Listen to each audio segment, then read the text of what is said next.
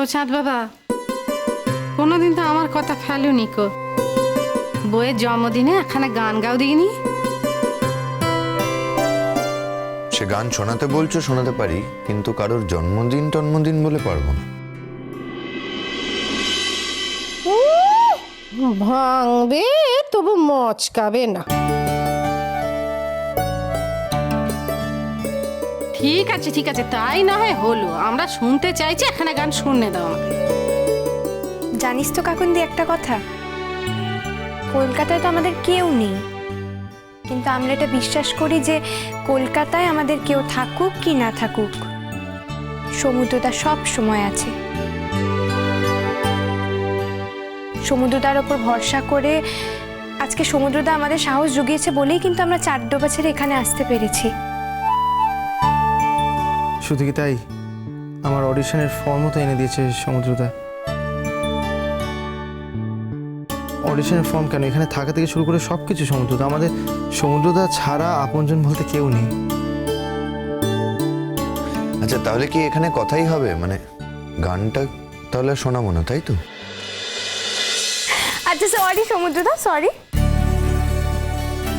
আসলে কি বলতো, এই কথাগুলো না আমার চেঁচিয়ে চেঁচিয়ে বলতে ইচ্ছে করে, তাই বলছিলাম।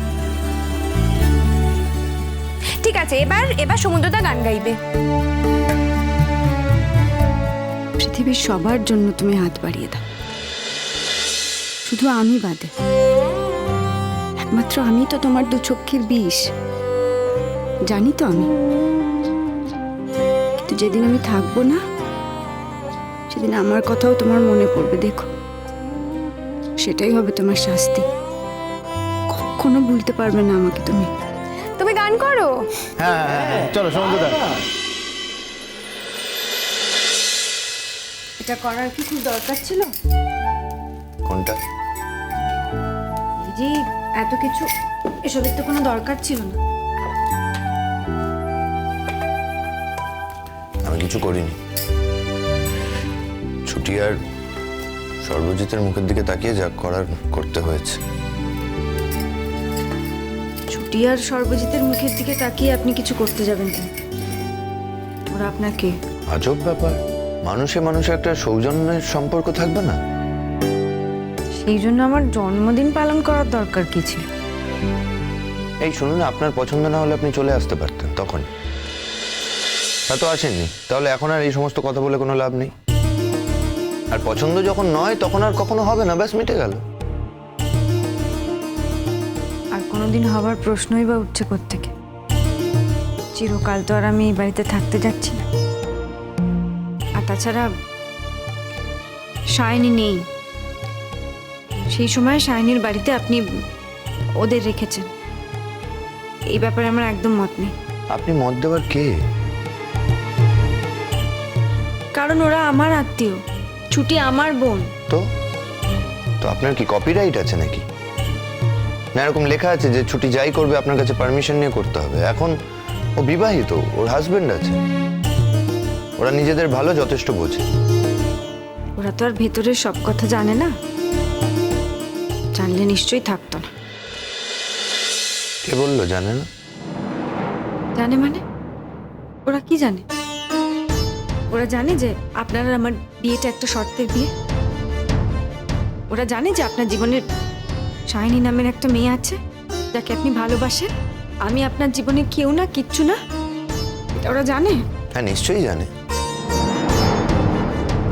ওরাও জানে। না মানে জানা তো উচিত। মানে কোনো স্বামী স্ত্রী তো আর একে অপরকে আপনি আগে বলে কথা বলে না, আমরা বলি, তাই ওদের বোঝা উচিত। কিছু জানা বোঝার পরেও যদি ওরা আপনার উপর এতটা জোর খাটাতে পারে, তাহলে আমার আর কিছু বলার নেই। না আসলে আমি মানুষটা খারাপ না, ওরা হয়তো সেটা বোঝে, তাই। ওরকম হাঁ করে তাকিয়েছেন কি? কিছু ভুল বললাম নাকি? শুনুন, ওরা আমাকে ভরসা করে, হতে পারে ওরা আপনারই লোক, কিন্তু আপনার সাথে কিছু শেয়ার করতে পারে না, আমার সাথে পারে। পরে আবার এই সবের জন্য আমাকে যেন কথা শোনাবেন। আপনি এর মধ্যে আসছেন কোত্থেকে? না, আমি কোথাও আসছি না, এই শুধু বলে রাখ। হ্যাঁ, তখন আপনার একটা অসুবিধা হয়েছে, সেটা আমি বুঝতে পেরেছি। নিশ্চয়ই সেই রাগটা এখনো ভুলতে পারেননি। কখন? ওই যে মামুনি আর বাবা মিলে জোর করে আমাকে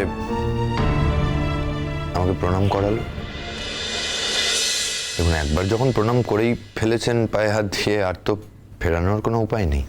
তা তো নেই, তবে করেই যখন ফেলেছি তখন আর কি করা যাবে বল? প্রণাম করলে আশীর্বাদ করতে হয়, জানেন? করেছি তো আশীর্বাদ। কি আশীর্বাদ করলেন?